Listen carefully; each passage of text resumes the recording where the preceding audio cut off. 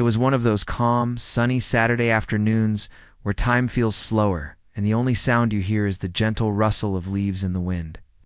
Michael was in his front yard, dressed in a plain t-shirt, old jeans, and gardening gloves. Had been planning to spend the day trimming the hedges, watering the plants, and maybe enjoying a glass of iced tea later. His house sat in the middle of a quiet suburban street, the kind where people mostly waved politely to each other but didn't really get too involved in one another's lives. The air smelled faintly of freshly cut grass, and a few birds hopped along the lawn, looking for worms. It felt like the perfect day to be outside. Michael took a step back from the hedge, tilting his head slightly to make sure it looked even. He was the kind of man who liked doing things properly, even small tasks like this. As he reached for his shears again, he noticed a flicker of movement across the street. There she was. Karen. Karen was the kind of neighbor everyone knew about, even if they had never spoken to her directly. She wasn't exactly unfriendly, but she had a way of inserting herself into other people's business as if it were her own. Some people said she had been the president of the local HOA years ago, and even though she no longer held the position, she still acted like she had authority over the entire neighborhood. She was in her mid-50s, always wore her hair pulled tightly into a bun, and had a way of walking that looked more like marching today. She was wearing her usual business casual outfit, a pressed blouse, neatly tucked into high-waist trousers, with a clipboard in one hand and her smartphone in the other. Michael noticed she was walking directly toward him, her expression already set in a deep frown. He sighed quietly. She didn't bother with hello or good afternoon. The moment she reached the edge of his lawn, she spoke in a sharp, commanding tone. "You can't be here," she said. Michael blinked in confusion. "Excuse me?" He replied. "You're trespassing," she repeated, as if saying it again would somehow make it true. Michael lowered his gardening shears and pointed to the ground. Beneath his feet, "Karen, I'm in my own yard," he said, trying to keep his voice even. Karen shook her head firmly, tapping something on her clipboard. No. This is technically common property. You're beyond your boundary line." "I've measured it." Michael couldn't help but raise an eyebrow. "Measured it? Karen, I've lived here for over 10 years. This hedge has always been inside my property line. You're mistaken." But Karen wasn't the kind of person to take correction well. She took a step forward, narrowing her eyes. "I'm not mistaken." "As a member of the HOA, you're not on the HOA," Michael interrupted gently. "And even if you were, you can't tell me to leave my own yard." Her face stiffened. "I don't need to be on the HOA to enforce the rules. I can still call the police if someone is violating property boundaries." Michael could feel a small knot of irritation forming in his chest, but he didn't want to make a scene. "Karen," he said calmly, "you're welcome to call them, but I'm not leaving my yard."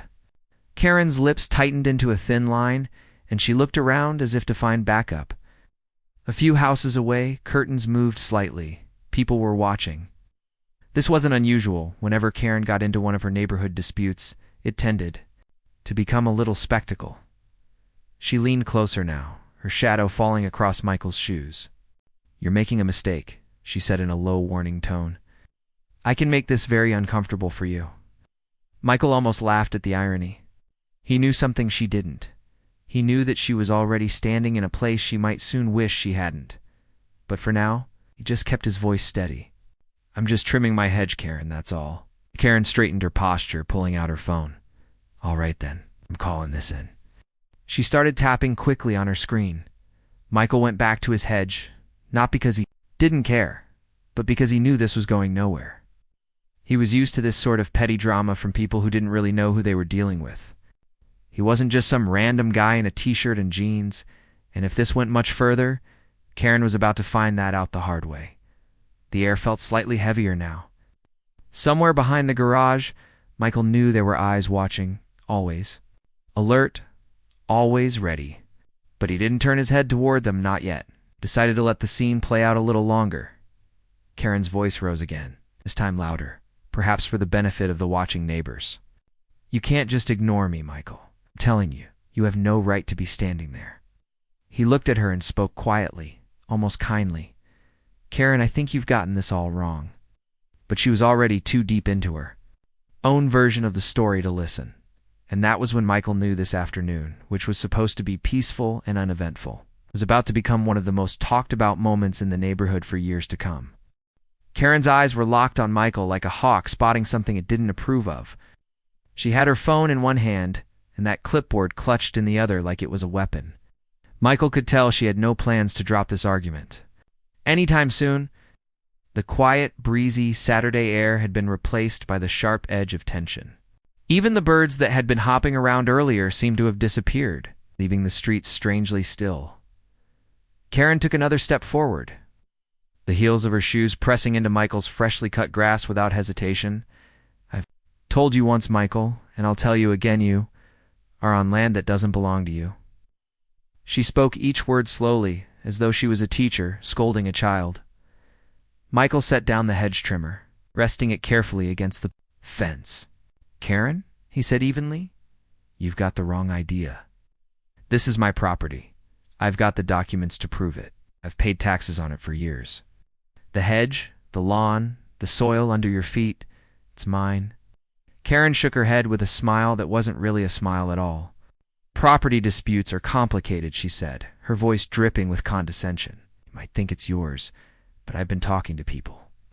There's been confusion in the neighborhood for a while. It's my duty to keep things in order." He almost chuckled. "Your duty?" "Yes," she replied sharply, "because if people like me don't stand up for the rules, then chaos takes over." "Do you want a chaotic neighborhood, Michael? You want people building wherever they want, planting whatever they want?" Michael glanced at her clipboard. "What exactly is on there?" She lifted it proudly. "Notes, measurements, dates. Names of everyone who has been in violation of HOA rules this year, including you." It was a surreal moment. Here was Karen standing on his grass, accusing him of trespassing on his own property while holding a list of so-called offenses like it was some kind of official law. "I think," Michael said slowly, "that maybe you've been a little too involved in other people's business." That clearly hit a nerve. Her eyes narrowed. "I'm going to pretend you didn't say that. I have every right to report violations. And right now, you're beyond your allowed boundary line. That means you need to put down your tools and step back inside your house until we can sort this out properly." He folded his arms. "Or what?" Her jaw tightened. "Or I call the police. And believe me, they will side with me once I explain the situation. I've been dealing with the HOA for years. I know the rules inside and out." Michael took a slow breath, trying not to let his patience run out too soon. He knew exactly how the police would react when they arrived on. It wasn't going to go the way Karen thought. But there was a part of him that wanted to see just how far she was willing to push this fantasy of hers. "You know," he said calmly, "if you want to involve the police, that's your choice. But maybe you should think about how it's going. To look when they see where we are standing and who owns what." Karen crossed her arms, mirroring him. "I'm not worried. I have evidence." A couple of neighbors had come outside now, pretending to check their mailboxes or water their lawns. But Michael could feel their eyes on him and Karen. This wasn't just a disagreement anymore. It was a neighborhood event. People loved to watch Karen get into it with someone. They especially loved when it didn't involve them. Karen gestured toward the street. "You can go look at the property markers if you want. I guarantee you'll see I'm right." Michael shook his head slowly. "I don't think you want to do that, Karen. And why not?" she demanded. He stepped closer to her, not in a threatening way, but just enough to lower his voice. "Because you're making a very big mistake right now. One that you can't just walk back with an oops." Karen tilted her head clearly. Irritated by his calm tone, "You think you can intimidate me? I've dealt with worse than you, Michael. You're not special." That last line almost made him laugh out loud. If she only knew. She pulled out her phone again, scrolling quickly, maybe looking for the non-emergency police number. "This is your last chance," she said, holding the phone like a weapon. "Leave the yard, or I make the call." Michael looked down at her phone, then back at her face. "Go ahead." The corner of her mouth twitched. She wasn't expecting that. People usually backed down when Karen reached this stage of confrontation. It was her thing, push them until they gave in, then walk away feeling victorious. But Michael wasn't giving her that satisfaction. She tapped the screen. And for a moment, there was only the sound of her nails clicking against the glass. Then she started pacing in small circles, muttering something under her breath. From the corner of his eye, Michael noticed movement again. This time, it wasn't a neighbor's curtain. This time it was behind him, near the garage, just barely in view. He knew exactly what it was, but Karen didn't. And that was the part he found almost entertaining. Karen stopped pacing. "Think this is a joke, don't you? You think I'm playing games?" "Think," Michael replied slowly, "that you're about to have a very surprising afternoon?" She scoffed, rolling her eyes dramatically. "The only surprise will be when the police show up and escort you off this property." He just smiled faintly. "If you say so." The air felt heavier now. Karen seemed too focused on her imaginary authority to notice the small shift happening around them. She didn't see the careful, almost invisible positioning of the figures behind the garage. She didn't notice the way Michael had subtly adjusted his stance. It's like someone who knew help was seconds away if needed. Karen, meanwhile, kept talking, throwing around phrases like community standards and property maintenance laws, as though she were quoting an actual legal code. Her voice carried down the street, and more people had come outside now. Some were leaning on their fences, trying to get a better view. She jabbed her finger toward the hedge. "See that? Ass. Too far over the line. That's why you need to stop what you're doing." Michael looked at the hedge, then back at her. "Karen, do you really believe you're in the right here?" "I don't just believe it," she said firmly. "I know it." "All right then," Michael said softly. "Let's see how much you still know in a few minutes." Her brow furrowed at that. But before she could respond, Michael heard the faint click of a radio earpiece behind him. Karen still didn't notice. She was too busy planning her next sentence. Too busy trying to win a battle she didn't understand she'd already lost. And Michael, standing in the exact spot she swore he didn't belong, knew the scene was about to change completely. Karen was in full control of her own drama, or at least that's what she believed. She stood there, arms crossed, chin raised, radiating the confidence of someone who thought the entire neighborhood was her courtroom. Her voice carried across the street, a mix of sharp authority and self-righteousness. Michael, on the other hand, wasn't even raising his voice. He stood with the same calm posture he'd had since the whole thing began. Hands loose at his sides, his breathing slow and even.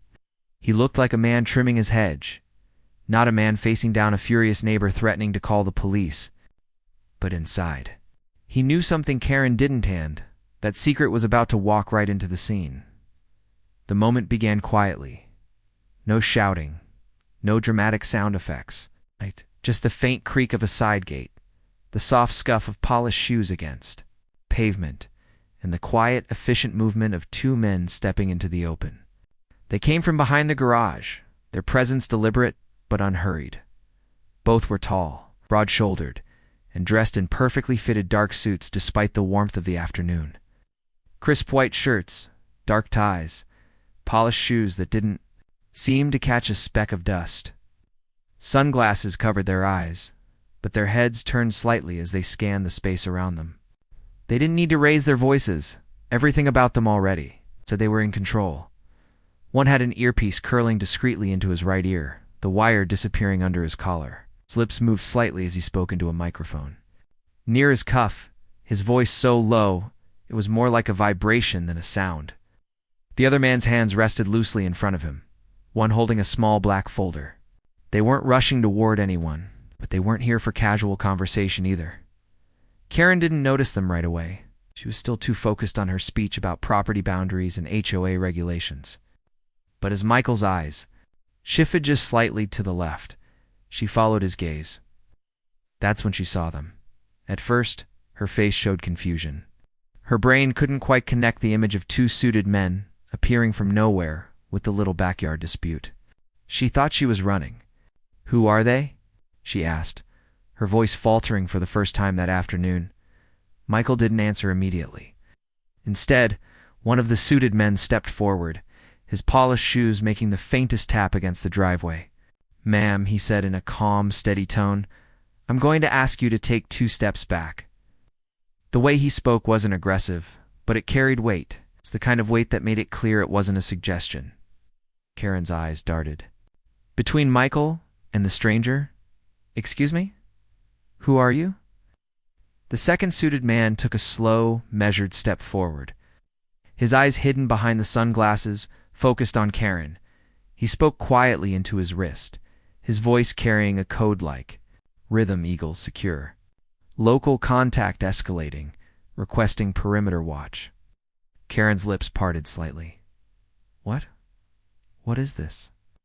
Are you with the police? Michael finally spoke, his tone even. Karen, these men are with me. With you? Him up and down, as if trying to piece together what kind of person needed this kind of company. What are you talking about? Why would you have? Whatever this is. One of the men tilted his head slightly toward Michael, as if asking for permission to explain. Michael gave a small nod. The man in front spoke again, his voice professional. Not unkind, but utterly firm. Ma'am, you're standing too close to a protected individual. We need you to step back immediately for everyone's safety. Karen blinked. Protected. Individual? Yes, the man replied, his tone as factual as if he'd just told her the sky was blue. This property and its owner are under federal protection. Your presence here has been noted and recorded. Kieran laughed nervously, a sharp, uncertain sound. Federal protection? For him? That's ridiculous. He's just she gestured vaguely at Michael, as if the sight of his gardening clothes should prove her point. Michael didn't say anything, letting the silence do its work. He could see the thoughts racing behind Karen's eyes. Part of her still wanted to argue. Another part was beginning to understand that she'd just stepped into something much bigger than she realized. The agent in front took another step forward, closing the space just enough to make his presence impossible to ignore. Ma'am, I'm asking you one more time. Step back. Karen hesitated, her eyes flicking to the clipboard in her hands as if it could somehow protect her. But something in the man's tone told her this wasn't the kind of argument she could win with neighborhood gossip or imaginary rules. She took a single step back, her shoulders stiff. The other agent moved his hand subtly toward his lapel, pressing something small that clicked under his fingers. Somewhere faintly, a radio responded with a short burst of static. Karen swallowed. I don't understand. Why would he? Why would someone like him have the Secret Service here? Michael's lips curved into the smallest of smiles. Because I'm not just someone like me, Karen. Her eyes darted between him and the agents again. So, you're what? A politician? Some rich CEO? A witness in a trial? He didn't answer, and the silence seemed louder than anything else. Agents didn't give her any clues either. One simply shifted his weight slightly, scanning the rooftops across the street. As though making sure there were no threats she couldn't see, Karen finally shook her head. Almost laughing again, but the sound came out more like a cough. This is insane. I just came over to tell you about your hedge. The lead agent looked directly at her. And now you've been asked to step back for security reasons? That's all you need to know. Karen glanced around, noticing the neighbors. Watching from their porches and windows, she could feel the eyes on her, the whispers already starting. This wasn't going to be one of her usual Karen Wynn stories. This was something else entirely, and she didn't know how to control it. For a moment, she just stood there, frozen between stubborn pride and growing unease.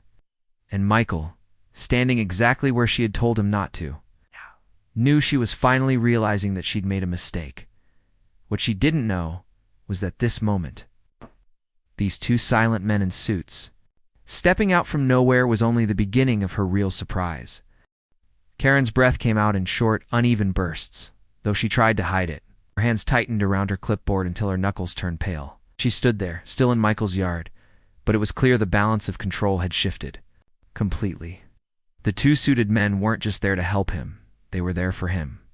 And now she had no idea what that meant. Michael finally broke the silence. His tone calm, but edged with something she couldn't quite place.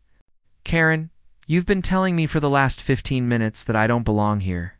You've threatened to call the police. But you've made one big mistake. You don't know who you're talking to. Karen straightened her shoulders, trying to pull herself back together. I don't care who you are, Michael. Nobody is above the rules. If you're violating property laws, it's my job too. Michael raised his hand slightly, not to threaten, but to stop her mid-sentence. It's not your job. You're not in charge of this yard, this property, or me. Not now, not ever. The lead agent stepped a bit closer, his polished shoes making a soft crunch against the gravel near the hedge. Ma'am, he said, firmly, you're currently interfering with an individual under federal protection. This conversation needs to end immediately. Karen's eyes flicked to the agent, then back to Michael. Federal protection. That's just a scare tactic. You're making it sound like he's the president or something. She gave a short, nervous laugh, as if she could still convince herself this was ridiculous. Michael's lips curved into a small smile. Not the president, but my work, my assignments. They put me in situations you wouldn't understand. For that reason, the United States Secret Service has been assigned to me for the foreseeable future. Karen stared at him blankly, as if the words needed time to process. Secret Service. Yes, Michael said simply. You've probably seen them on TV around political figures, diplomats, people who need more than a neighborhood watch to keep them safe. That's who you're looking at right now. Karen's voice wavered. That's impossible. Why would they be protecting you? Michael took a slow breath, deciding just how much to tell her. Let's just say, my work isn't always safe. I've been involved in classified operations that require ongoing protection. And right now, he gestured between them, is a security matter. You stepping onto my property, getting in my face, trying to force me to leave. Do you know how that looks to them? The lead agent answered before Karen could speak. It looks like an aggressive approach toward a protected person, which means, legally speaking, we could escalate this situation far beyond what you're prepared for. Karen's grip on her clipboard loosened slightly. You're saying I could get in trouble for just standing here? The second agent spoke for the first time, his voice calm but sharp as glass. Not for standing here, ma'am. For refusing to comply when asked to step back, for ignoring multiple warnings, and for interfering with federal operations. Michael didn't add anything, let the weight of their words sink in. He could see the shift in her posture, how her shoulders had dropped, how her eyes darted to the ground before flicking nervously to the watching neighbors. She tried to salvage her pride. I didn't know. You can't blame me for not knowing. No, one's blaming you for not knowing, Michael replied gently. But I will hold you responsible for not listening when you were told to stop. Karen's lips pressed together. She looked at the agents, then at Michael, then back at the agents. So, what happens now? The lead agent's expression didn't change. What happens now is up to you. You can apologize and walk away, or we can file a formal report. That report will follow you. It will be available to law enforcement, to the HOA, to anyone who runs a background check on you. It will say you interfered with a federal security. Detail. Karen's face flushed deep red. The weight of what he'd said wasn't lost on her. She knew how much damage that kind of note in her record could cause. Michael's voice softened, though his eyes stayed locked on hers. Karen, you came here today to tell me I had no right to be in my own yard. But you never once thought about whether you had the right to be on my property. Karen shifted uncomfortably, glancing over her shoulder toward her house. She could feel the burn of embarrassment creeping up her neck. The neighborhood was still watching, some with barely concealed smirks, others with open fascination. She began, then stopped. Her usual confidence was gone. I didn't mean to cause trouble, I just thought. You thought wrong? Michael finished for her, not unkindly. Karen's gaze dropped. All right, I'll go. The lead agent stepped slightly aside, opening a clear path for her to leave. That would be best, ma'am. Ash!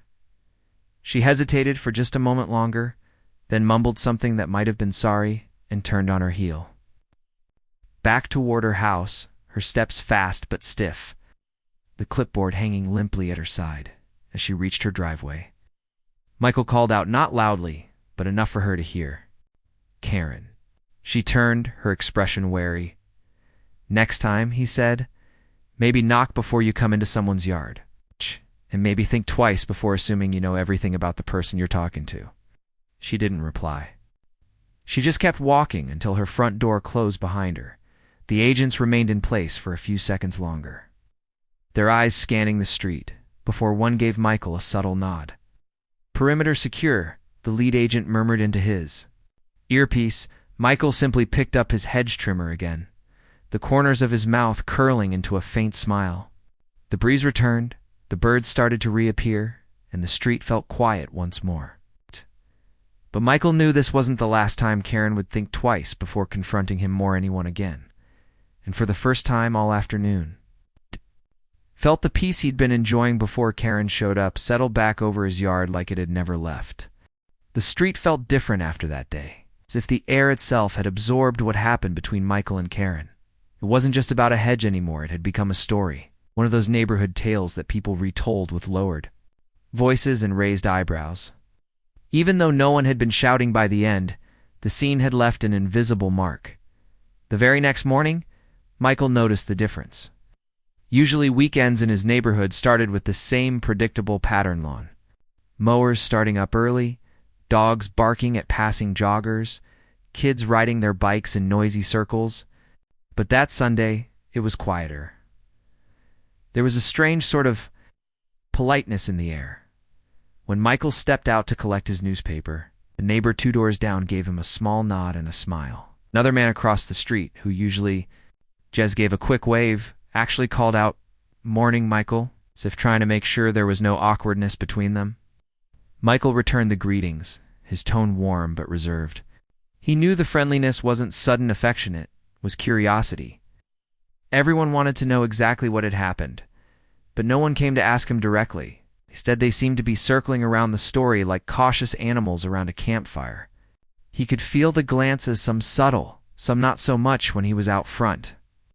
Even the teenagers who usually skateboarded past his driveway slowed down a little, looking at him with that mix of respect and fascination they reserve for people who had done something cool without trying. Karen, on the other hand, had all but vanished. For someone who had once been the most visible, most vocal neighbor on the street, her sudden absence was glaring. Her front curtains stayed drawn, and her car didn't move from its driveway for 2 whole days. Michael suspected she was avoiding the outside world until the heat of the embarrassment cooled down. But the heat wasn't cooling, it was spreading by Monday evening. The story had made its way into the casual conversations between neighbors. Michael overheard bits of it when he went to take his trash bins to the curb. "I heard they were FBI. Oh, not FBI, Secret Service. Why would Secret Service be here? Does he know the president?" No. My cousin says it's because he's some kind of undercover something." The truth was probably less dramatic than the versions being spun around, but Michael didn't correct anyone. He knew from experience that sometimes letting people wonder was better than giving them facts. It kept them at a respectful distance. 3 days after the incident, Karen finally emerged. Michael saw her from his front window as she walked down her driveway to check her mailbox. Her posture was stiff, her head tilted slightly downward, and she didn't look left or right. When a neighbor waved to her from across the street, she gave the smallest nod but kept moving. Michael stepped outside a few minutes later. It's not to confront her, but simply to water his plants. He could feel her noticing him, though she didn't look directly at him. The silence between them was heavy, not angry, just loaded with unspoken understanding. For the rest of the week, Karen kept her distance. If she was outside and saw Michael heading toward his yard, she would retreat inside or move to the other side of her property. Gone were the days of her marching up to tell someone they were violating community rules. She didn't even stop to chat with the other neighbors the way she used to. By the weekend, Michael could feel the shift settling in. The neighborhood was calmer. The constant little disputes, the parking complaints, the petty notes left on doorsteps, the whispered criticisms about lawn height seemed to fade. People still had their differences, but they were quieter about them. It was as if the confrontation with Michael had been a reminder. Not everyone was an easy target. Sometimes you had no idea who you were dealing with. One afternoon, while Michael was sipping coffee on his porch, the neighbor from across the street walked over. He was a middle-aged man named Paul who rarely spoke more than a few words at a time. "Hey," Paul said, glancing around as if making sure no one else was listening about the other day. With Karen, that was something. Michael smiled. Faintly, it was something all right. Paul chuckled nervously. People are still talking about it. I don't think she's going to be knocking on anyone's door for a while."